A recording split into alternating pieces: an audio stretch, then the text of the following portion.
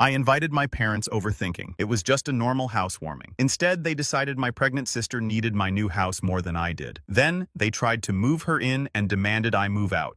I simply want to remind everyone before you all start that I'm here to let out my feelings. I have ideas, opinions, and sentiments to put down. Though you may disagree and they might not sound good to you, I am just letting you know. Regardless, since to be honest, I have no one else to tell. Now let me present my half-sister, Ash, short for Ashley. She is literally making her dad proud. She is about 5 years younger than I am. Dad is delusional, as this woman is out there only serving as an escort, sleeping with a bunch of OF clients, and my father calls her his pride. You did really read correctly. I suppose he is not familiar with the major deal someone is going to tell him. Though I'm not too conservative, I try to concentrate on my morals and profession when I have the time to get to know them better. I court women. There is occasionally a spark, but other elements also play a role, including vast distance and availability problems. Other times one finds absolutely no understanding. I try not to spend random nights sleeping with anyone. I ought to wait for the proper woman. I get sick looking at a large body count guys displaying it like a medal. It is repulsive. I'm not sure why. Still, this is what I live by in my own life. Unfortunately, my sister holds the reverse view. She most certainly no longer counts her physical partners. She is now an escort, which personally repels me. Moreover, it is quite harmful as well. Certain guys enjoy performing odd activities for escorts. I have no idea how someone would view working like that as being acceptable. She then posts indecent movies and pictures of herself on the internet in order to profit from it, but she finds little success there. She most likely lacks knowledge on how to start the traffic, but for whatever reason, it is a flop. From what sources am I aware of this? Here is an awkward story. My friend mentioned it to me. Ash asked him if he wanted to have fun after texting him once following their drink meeting. Hearing the narrative, I had already warmed up a little when the man left with my sister, but he said it was only after he realized she was my sister. He told me she had emailed him the URL to her page, and he showed me too. I'm not sure whether he is speaking the truth. She breaks constantly and begs Dad for money. Hence, I believe she isn't doing very well. I never told Dad either. I couldn't even bring myself to question her about it straight. I observed her answering a call, then seated in the car with an old man. Another time, he left her flowers and headed off. She would sneak back into the house at strange hours through the window. This became evident when I used to return home over holidays from college. Though I'm not sure if she is still at it, I do not want to be involved in any of it. I'm glad about having a respectable post where I work at last. I haven't lived much with the new family since my dad was disturbed enough to send me away any opportunity he could have, but I have seen Ash close enough to claim she follows her mother, Marissa Female 58. Marissa thought she was really the icon in her heyday. She was really beautiful to men like my dad and used to be a flight attendant, if you know what I mean. She is now a regular botched face Karen. She runs the sort of neighborhood childcare and has hands like those of a claw, nails longer than her lipstick. Odd how parents would leave their children with someone like that. She could point out a child's eye with such long nails. She is nevertheless exactly as pokey as her nails. She loves to create trouble in other people's lives and opinions about anything she has. She has more plastic in her body than the sea and a quite terrible voice. She is as real as phony leather. She affects Dad for the worst. She didn't want to raise a child that wasn't her own, hence I think she was a big factor in my dad not thinking twice before sending me 8 years to boarding school. Let me then introduce you to my dad. Actually, he is more the main cause of all this. Having lived a complete life, he believes anything he does in life is justified, even if it is far, far from it, since he understands better. He laments having me since I'm not like him. Thank God I am not. My mother was a formidable woman. She looked after my dad well and clearly knew her priorities, yet they clashed. I should never forget that she used to tell me Dad was just a different person, not a horrible one. He will always be my dad, regardless of what happens. She was a good person, though she didn't want to contaminate my views against my father. He was definitely as intolerable to her as he is now. A few months later, they split and divorced, 4 years old at the time. 2 months after the divorce, my dad then wed Marissa. When I reached 5, they had Ash. Later, my mother passed away in a car accident. She was out to come pick me from school, so I can't forget that she had always been on time. She just missed 10 minutes once, though it seemed to me like an hour. It was only 10 minutes. A drunk hit her at a crossroads. He made it. She did not. A few years ago, he got a DUI, and I was left alone permanently. I waited in the school. It took them 2 hours to arrive to pick me up. My dad had come, hence I was misled and puzzled. His irritation when he turned to dead-faced Marissa and asked what they should do about me will never fade. She answered, "Your kid, your problem." Specifically, "Dad, you cannot now come and tell me I will have to look after your spoiled child. At last I have steady work and oversee some side enterprises. Since I turned 15, I have been earning and have worked quite hard. I started boarding school, then moved to college, only visiting over the holidays. So I started living alone 8 years ago. I recently bought a property after working very hard to reach where I am. This is a wonderful, modest house, far better than the apartment I had with buddies. I felt I would never be able to reach this life aim. Actually, I just moved in last month. Although I might not like my family much, fundamental politeness was to involve them in a moment this significant. Thus, I asked them to the housewarming as well. Watching his response was quite depressing, as he inquired about the furniture, the architect, and the interior designer. He seemed jealous, to be honest, a bit annoyed when I provided him what I believed was sufficient information. He answered with taunts, such as, "I wouldn't know, you never bothered telling me," trying to get attention and clearly show our weak connection in front of friends and business associates, including my boss. 1 week went by and he called me. I had an intricate job to oversee while at work. I accepted, since he mentioned he needed to meet urgently. When I got home, Marissa and puffy red-eyed Ash were glaring from the living room, and I avoided her. Dad was in the kitchen pulling beers from the refrigerator. He gave me one and I graciously turned him down, fearing what he might say. When I asked him what he wanted from me, he furrowed his eyebrows and answered another question, asking whether I had lately started complaining about us. Not sure what he was getting at, I scowled in uncertainty. He invited me to hang in the living room with Ash and Marissa. I nodded and turned to settle on a couch across from the two. Ash folded her arms. Marissa rolled her eyes. Dad came in and sat with them facing me, leaving his beer bottle on the sofa table. He leaned back. Then he wanted to know whether I was blind. There was a pause, probably bewilderment on my end and rage on theirs. He said before I could reply that I either choose not to notice things that ought to be seen, or I am blind. He stated I had most likely become somewhat proud ever since I bought a property and avoided looking at the individuals who really mean something to me. I groaned and asked him what he meant by all of that, wanting that he would be more explicit. He blew sarcastically, then informed me I wasn't disturbed by the dire circumstances in the room. He stated I had elected not to offer or be of any kind of assistance, and that I had chosen not to notice the family was in risk. I obviously asked him what risk he meant, glancing across at Ash, who rolled her eyes and declared she was pregnant. Like any other person, I wanted to congratulate her, but she started crying before I could. Marissa hugged her and advised me to be concerned enough to find out what's happening at home. Dad stated Ash recently discovered she was pregnant, and the lad who caused it had broken up with her. Marissa also mentioned that Ash has decided to maintain it. Hence, our basis for next decision should be based on that. Can she afford it? All I could say. Ash and Marissa stared deaf at me. To be honest, I meant good. I was worried. I was actually ready to help her. But in my thoughts, I had already imagined perhaps they wanted me to contribute financially. Dad then got up and moved over to my side to sit down with me. That's why he called me, he stated. Afterward, he added that, although maybe my mother neglected to educate me how to be a good brother, brothers would throw their life away for the comfort of their sisters. He said he is a nice parent to his daughter. I ask for your effing pardon. I'm not dying for her, but I know my financial input is required. I sighed and asked him what action he wanted me to take about it. He said, "That's..." My good boy grinned, rubbed my back. I forced a phony smile which vanished the instant Dad said, "You giving Ash your house?" "No, I am not." Dad answered straight away. "Yes, that's what I said." Dad scowled and asked me why not. I told him I could help with some cash, but the house is mine. Until she can afford it, I can let her share a room free from rent. Dad got up from his chair, then said, "Nonsense. Dad, it makes perfect sense to me." He insisted nevertheless that I not only offer her the house, but also move out and buy another for myself. I contended that if Ash is unemployed and expecting a kid, she cannot even afford to run the house or pay the expenses. Those, Dad informed me, would also be my obligations. Apologize to me, hell to the no, though I was enraged. I had to be polite. Thus I got to my feet and informed him that it was not feasible and that I would now be departing. I then turned to go. He wasn't content to stop there. 1 week later, he turned up at my place when I was at work.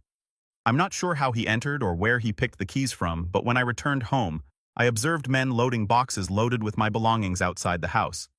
Hurrying inside, I asked them what they were doing, and they informed me the house owner had told them to toss the goods. I said that they should go right away and that I own the house. They should get my belongings back inside. I lost my composure coming home. This was the last thing I would have predicted seeing. When I went inside to see Dad and Ash, they still stood there insisting I follow what brothers ought to do.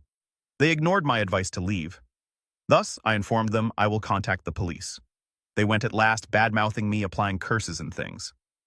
Though I know this is a lot to read, it was much worse in person. 1 week has gone by, and I'm posting here since I kind of feel horrible about it. Was I in error? I feel like they need me and I shouldn't cut them off like this, but I also feel like my actions for them have limitations. Growing up, their disconnection and lack of concern for me infuriates me. Today they ask me to lay my life down for them. Bit much. Not sure what you mean here. Tell me, let me know. I couldn't even get my buddies involved in this. Right now, you are all I have. Update. Hey everybody. I hope every one of you is good. I posted 1 week ago, and to be honest, I didn't expect the attention it attracted. As the comments arrived, some made me doubt a number of things. Not too long afterward, though, I decided not to break off my family completely. This came about via Ash calling me. I welcomed her by telling me she wanted to see me. She wanted to tell me a few things, therefore she asked to meet at my place. But I was still getting used to the scenario made last time. I urged us to meet somewhere else. She was first somewhat nervous when we visited a coffee shop. She seemed somewhat unlike herself, but generally she is rather conceited and unpleasant. She told me she had lately been broken off with. As we sat in the corner, I answered, claiming I had an idea, since Dad mentioned the man who got her pregnant had left her. She shook her head and said Dad believes that. She told me that although Dad believes her boyfriend left her due to commitment problems, in fact, she is the one with the commitment problems. Unbelievably right. She said she truly loved this man, but he had discovered some things about her just a few days before she told him she was pregnant. She spoke first, therefore infuriating him even though he wanted to address her about those things. In that instant, he became rather insane and drilled a hole in the wall. He frightened her. She claimed he then said he was divorcing her and left without hearing her reply. She has been trying to phone him non-stop, but he hardly reacts. He has only once texted her back, advising her to let the child go first and inform him. He will only talk to her at all then, but she has to part from the child to have that opportunity. Now I know Ash ain't a saint, but this person really bothers me greatly. She remarked, it would be strange to tell a brother about the topics I just questioned her about.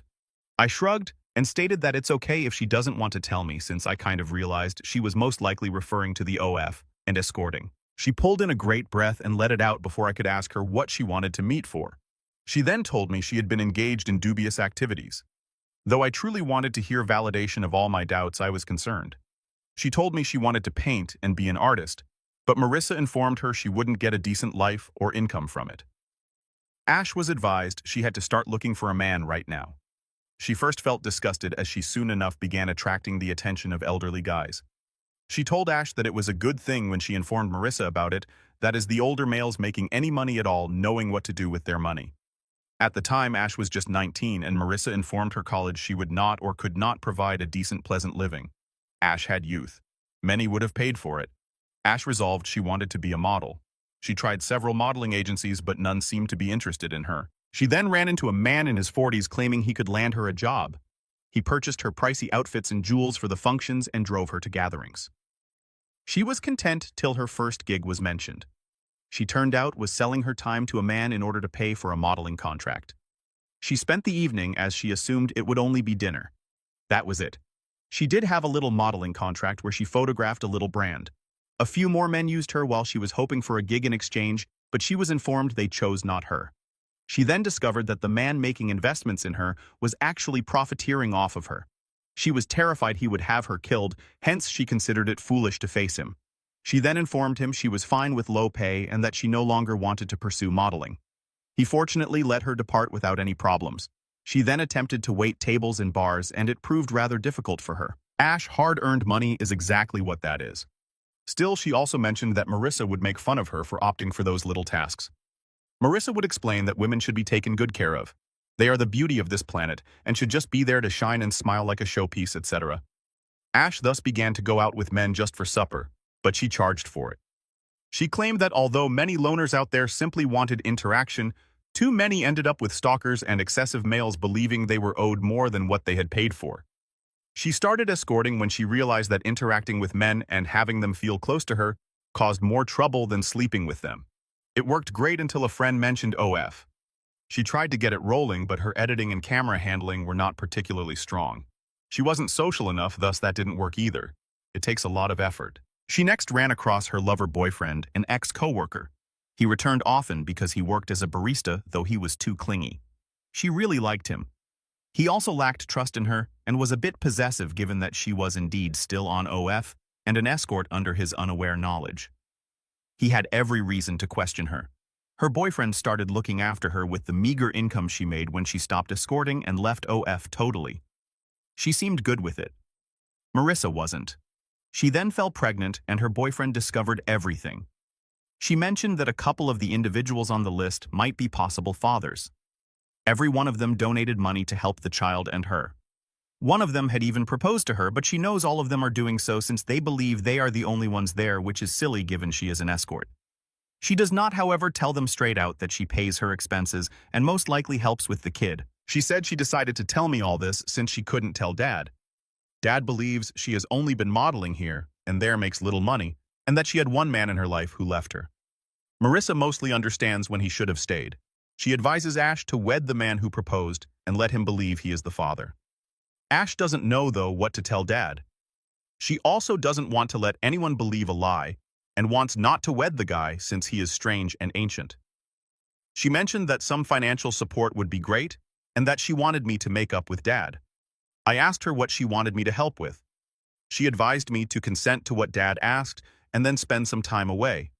I could then return when things are less contentious. How then is that a solution? I politely turned down her offer and informed her I could only provide some money. Nevertheless, I wasn't comfortable leaving my own residence. She then informed me I lacked the least bit of decency to assist her out, that she exposed her entire existence to me, and that I was selfish thinking that way. She stated even then Dad was correct about me, and I deserved to be sent to an orphanage instead of taken in when I needed somewhere to live. She stood up and stamped off. Though I believe my response was not too severe. Is it selfish, actually? What do you believe her side of the tale tells? Does it support her expectations? Should I trust? She seemed to be speaking the truth, but does it follow that I should follow her advice? Tell me, everyone. Update. Right now, this is what is picking at my brain. A few things have transpired after another week. I assumed I would hit the keys and notify you all about it. I appreciate your help on my earlier update, gentlemen. Having folks back up my ideas for once is rather relieving. Still, Dad called me once I met Ash.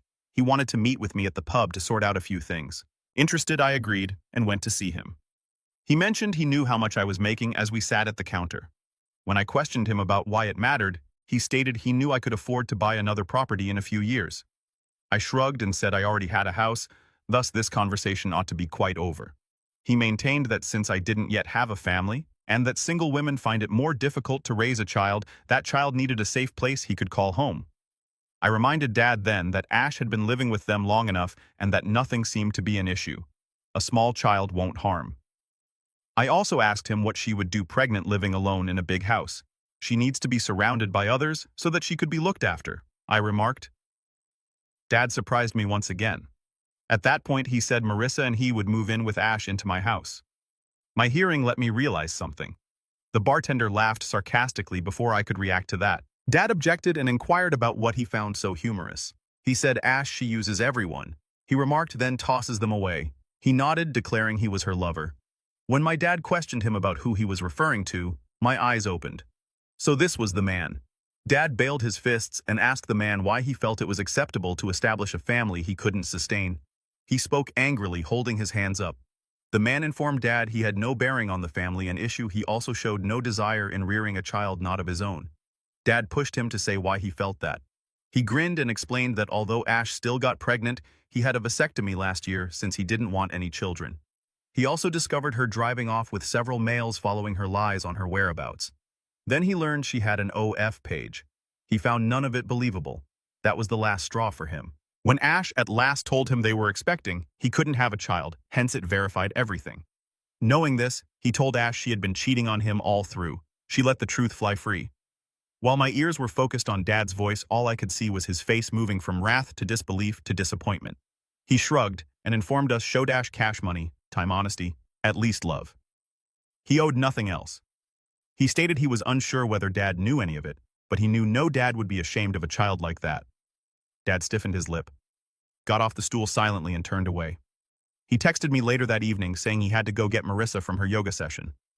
I'm not sure what happened after that, but I'm sure it was something as Ash was at my door sobbing the very following day. I wrecked everything she informed me. To stifle a scene, I drew her inside and calmed her down. I told her I told Dad nothing. It was her boyfriend, the bartender Dad and I had visited then. She told me Dad advised her to stay at home and stop everything.